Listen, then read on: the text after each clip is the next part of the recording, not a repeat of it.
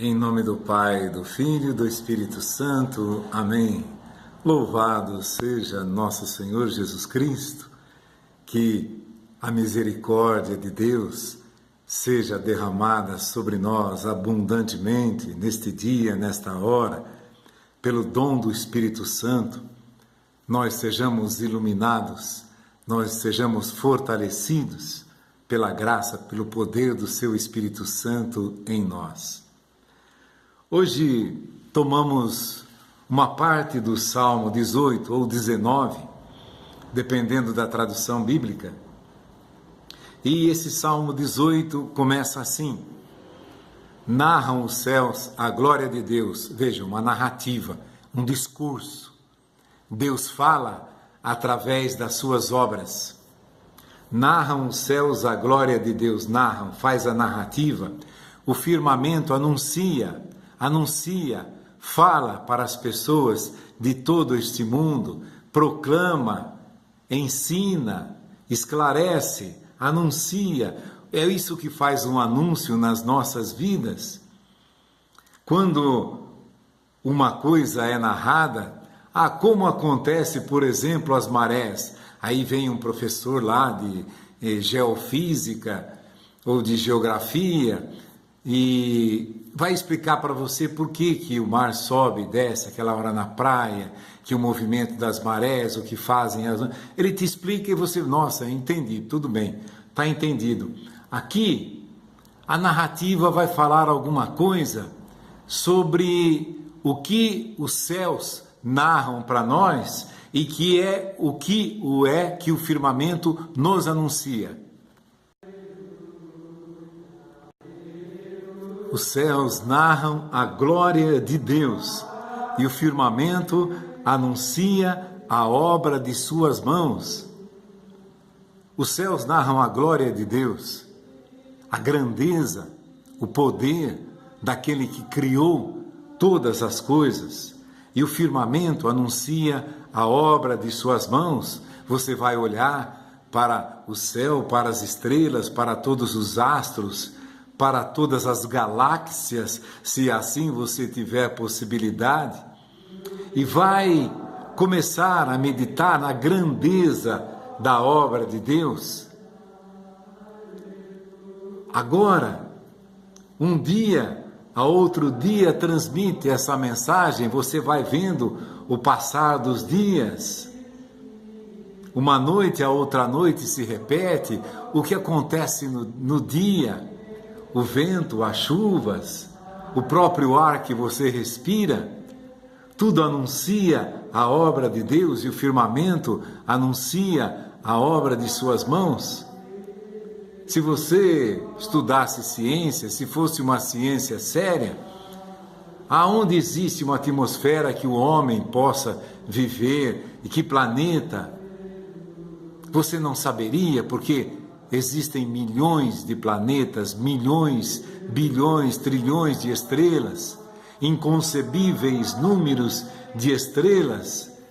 O firmamento anuncia a obra de suas mãos, está falando para você, todo o tempo está anunciando, cada dia, cada noite está anunciando. Olha para as estrelas do céu. Deus dizia para Abraão, olha para a areia da praia do mar. Conta, se puderes, as estrelas que há no céu.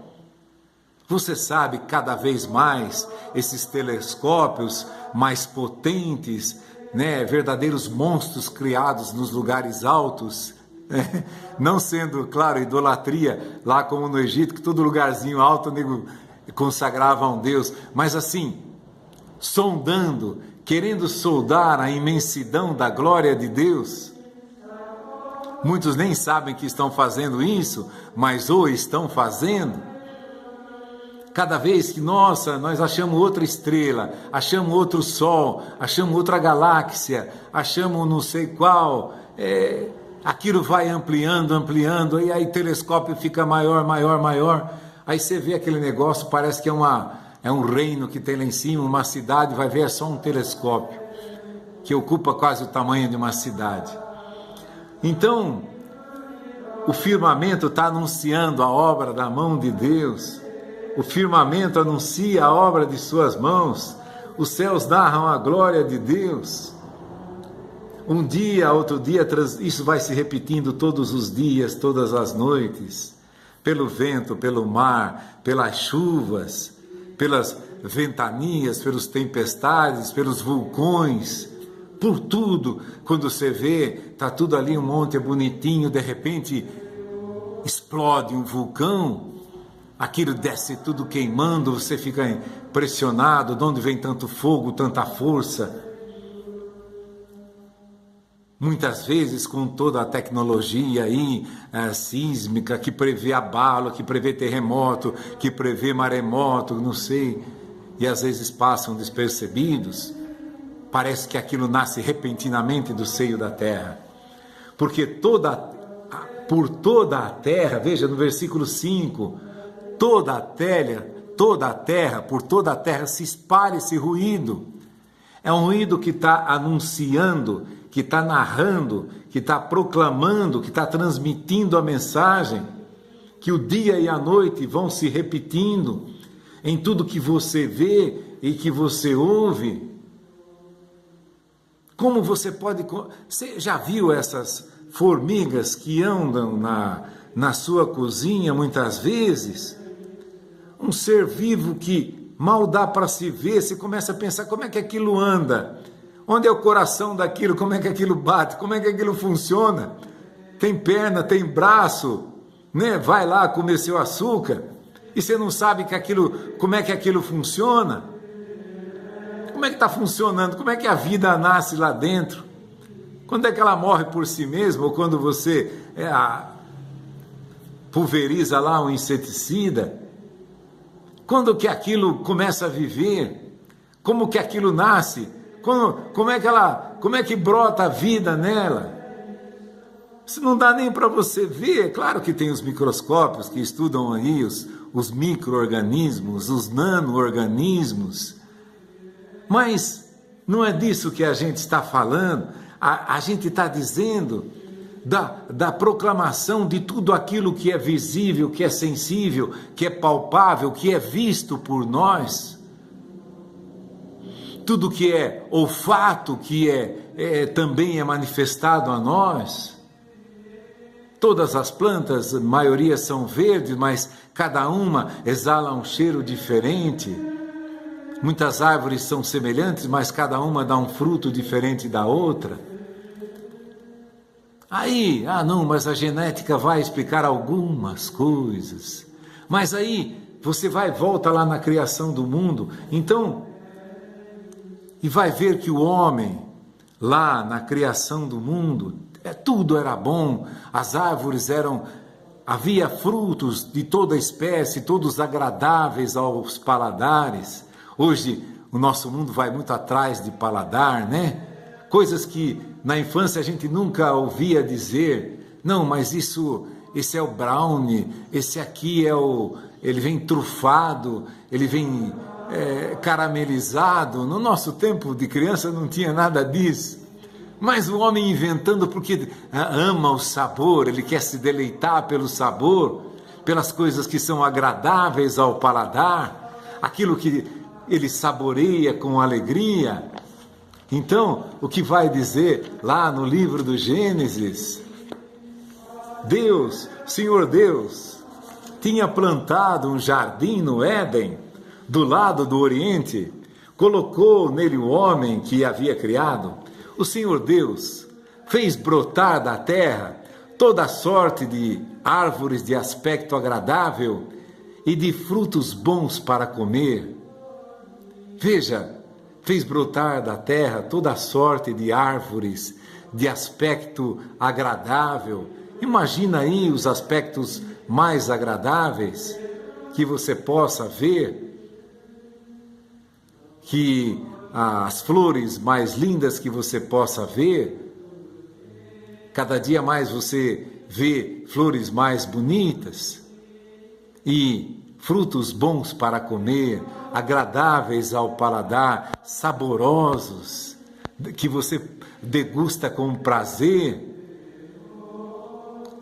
Aí um dia vem a tentação Podes comer do fruto das árvores do jardim, mas não da árvore da ciência. Vocês podem comer de toda essa delícia, de todos esses paladares deliciosos, vocês podem provar, mas não da árvore da ciência, do bem e do mal, porque no dia em que dela comerdes, vocês vão morrer.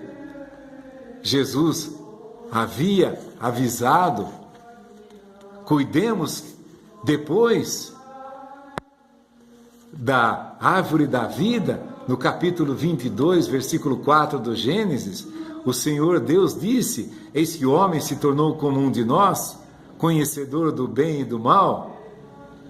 Agora, pois, cuidemos que ele não estenda a sua mão e tome também do fruto da árvore da vida e o coma e viva eternamente. Veja, havia uma escolha.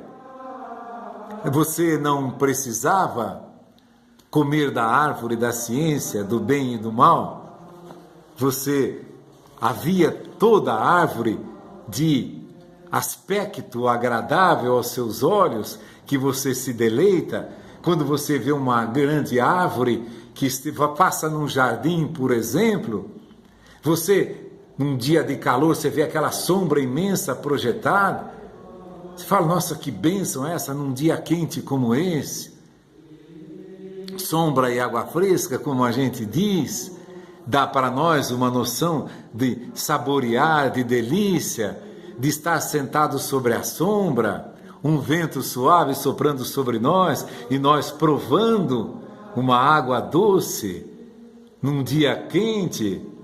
Assim também, ou num dia frio, você experimentando alguma coisa agradável ao paladar, mas que te reaqueça, que te reconforte.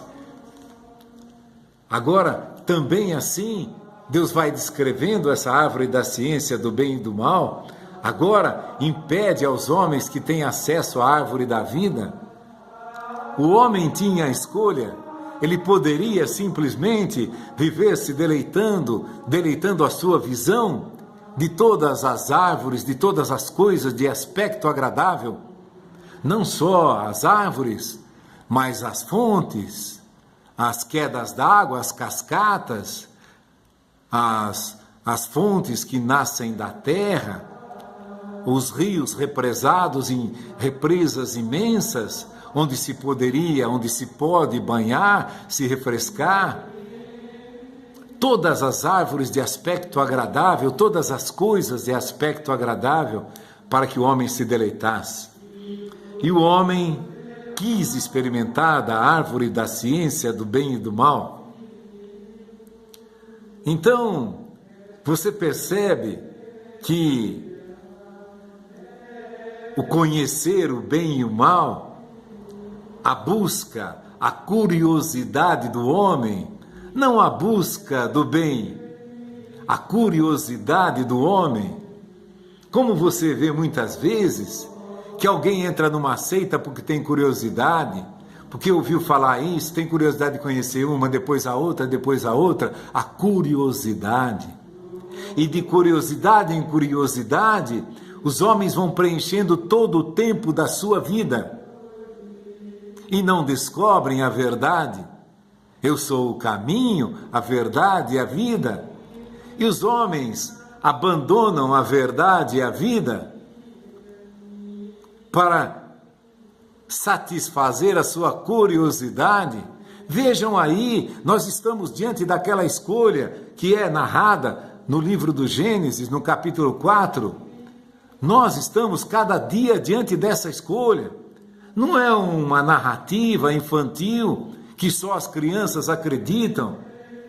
Você está diante dessa escolha, eu estou diante dessa escolha a cada dia.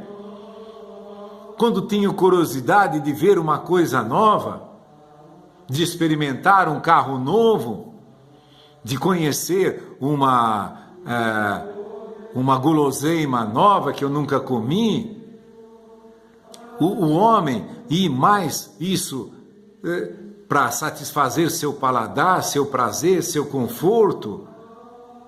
Não é isso que nós estamos vivendo?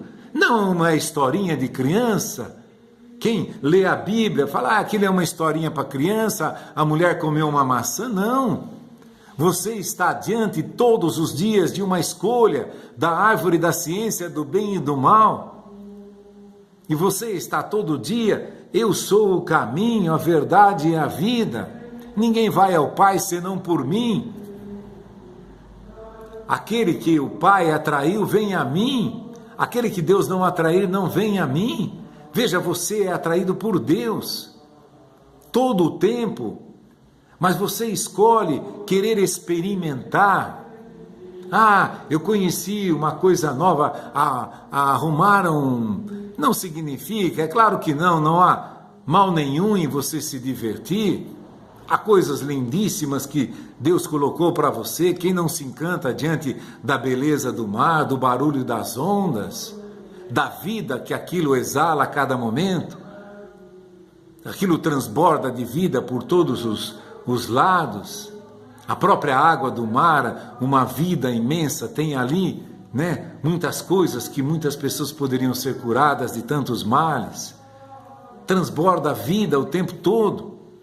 Então é claro, isso para nós nos deleitarmos, ainda estamos no paraíso, ainda estamos.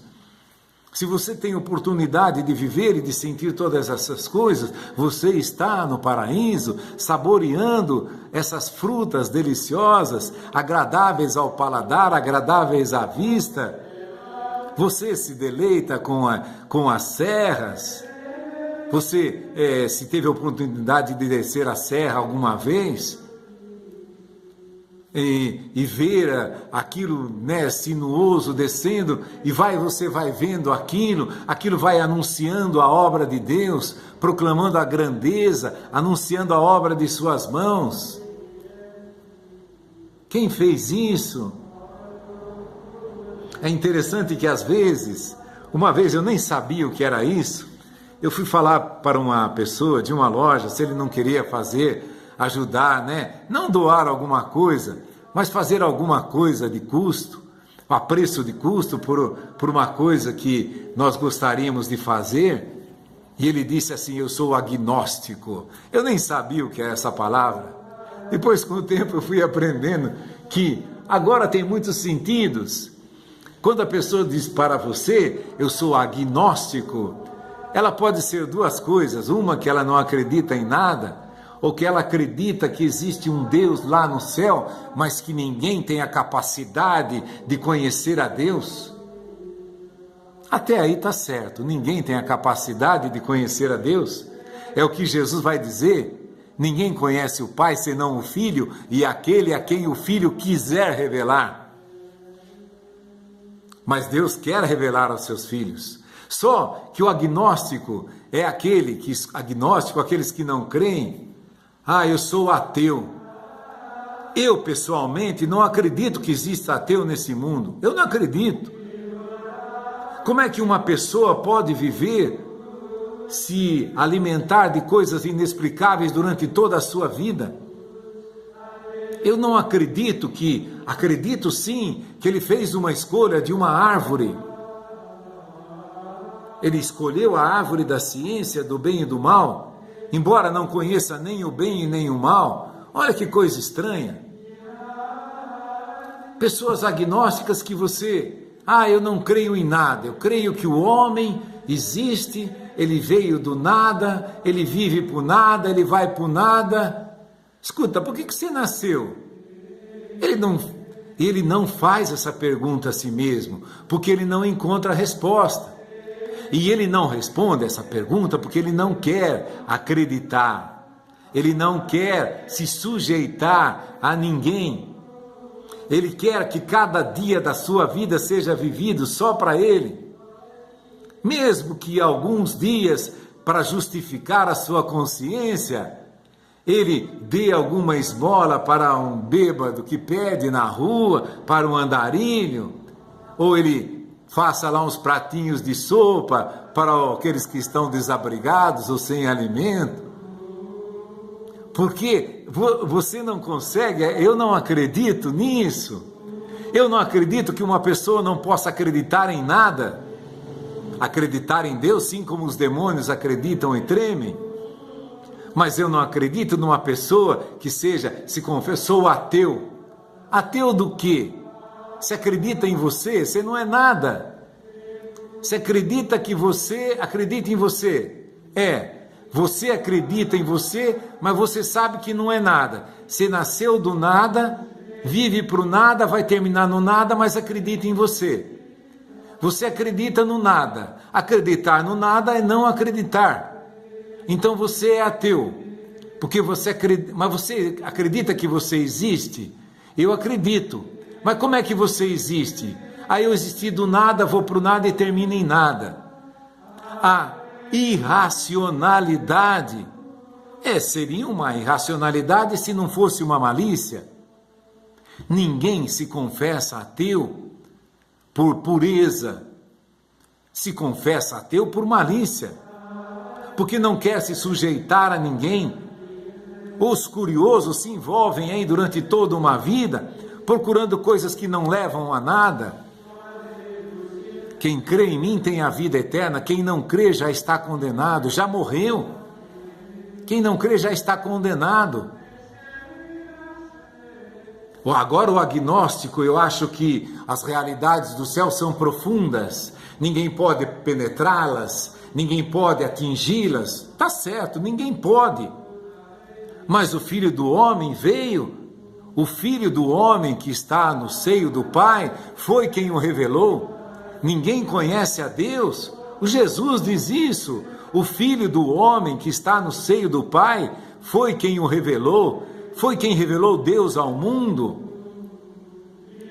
Por isso que narram os céus a glória de Deus e o firmamento anuncia a obra de suas mãos. Agora eles separam o agnóstico, o teísta, que acreditam que existe um Deus, mas ninguém conhece a Deus. Ninguém pode explicar a Deus.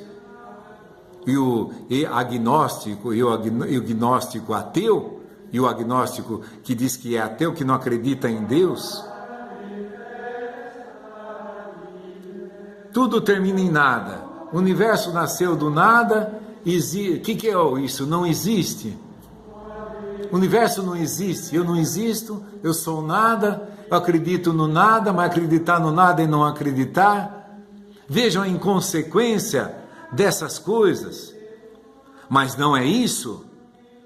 É aquilo que cada homem está diante da árvore da ciência do bem e do mal, e da árvore, do fruto da árvore da vida, que ele deve se alimentar para sobreviver, para ter a vida eterna. Você viu lá na narrativa desse capítulo 4 do Gênesis? O homem, para que não estenda a mão sobre a árvore da vida e viva eternamente, se ele comesse, se ele se alimentasse desse fruto, ele viveria eternamente fazendo o mal, se ele quisesse. Imagina todo o mal que você vê no mundo se existisse eternamente, se todos os maus tivessem vida eterna, se aqueles que planejam acabar com a humanidade tivessem vida eterna, aí sim que acabariam. Assim, aí sim que esses poderosos saíam matando todo mundo para viverem sozinhos, desfrutando, sozinhos não, né?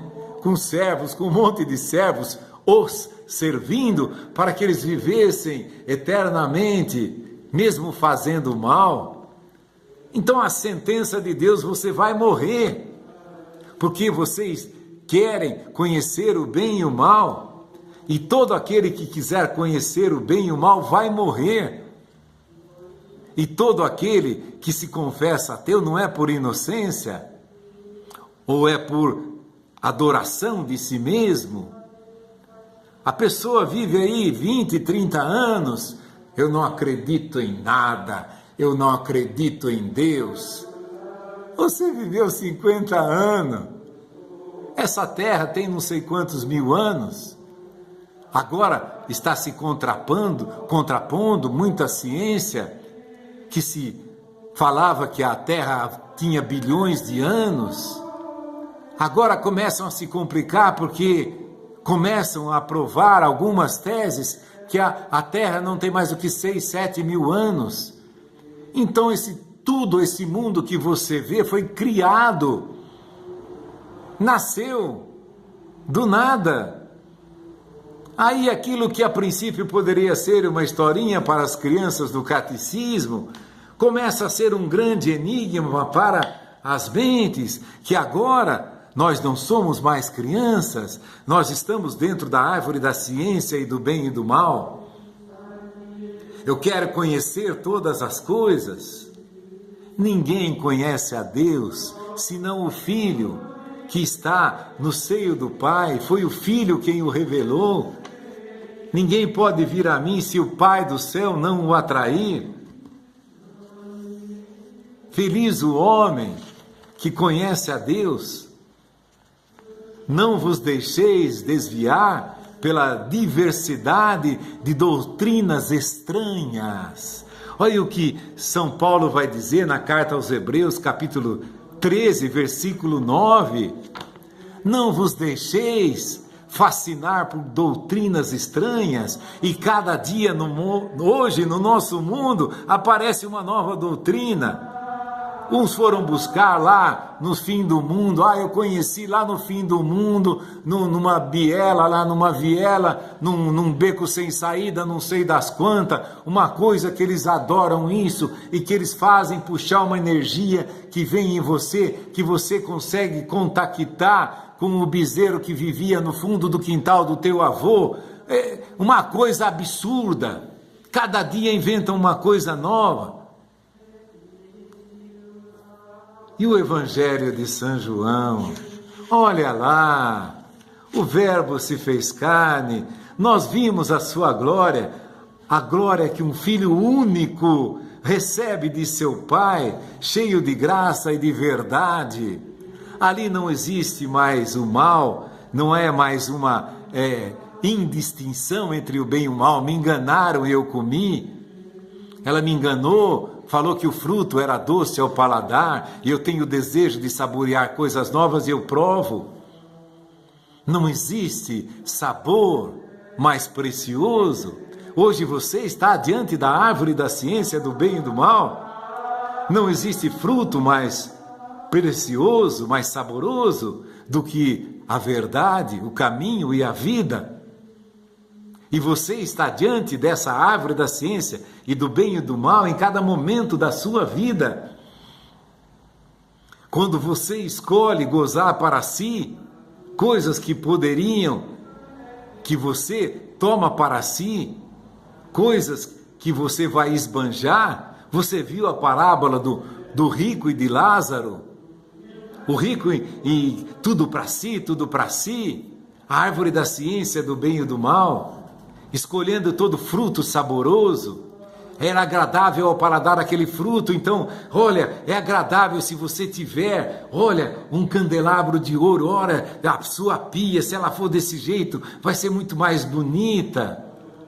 Aí eles ponham aqueles hotéis de Dubai, 5, 8, 10 estrelas, aquela cama, você pode dormir num colchonete de R$10, se você tiver a graça de um sono abençoado. E o cara fica contemplando quanto será a diária de um hotel. Olha, custa mais de $1.000 uma diária nesse hotel. $20.000 uma diária.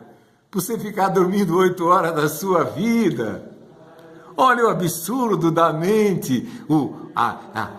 É uma árvore saborosa, vai se hospedar naquele hotel de não sei quantas estrelas, a cama é de plumas não sei da quanto, que é da Índia, que vem não sei da onde, que o lençol é de uma fibra que veio, ela é trabalhada lá no Egito, sob condições especiais, não sei da onde, é um algodão suavíssimo.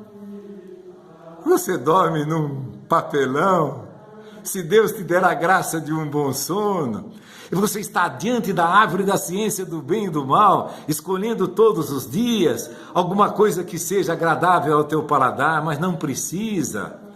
Se Deus te der um sono abençoado, você vai dormir em cima de um papelão,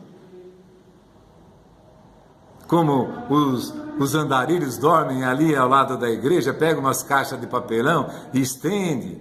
Tá certo que muitos deles são aditivados com álcool, mas o que eu quero dizer é que há fruto saboroso, é esse. Os homens veio para o que seu, ele veio para os seus e os seus não o reconheceram. Que Deus nos conceda a graça pelo Espírito Santo a todos nós, de reconhecer que nesse caminho de verdade e vida, nós haveremos de experimentar os frutos mais saborosos que nós possamos conhecer em nossa vida. Em nome do Pai, do Filho e do Espírito Santo. Amém.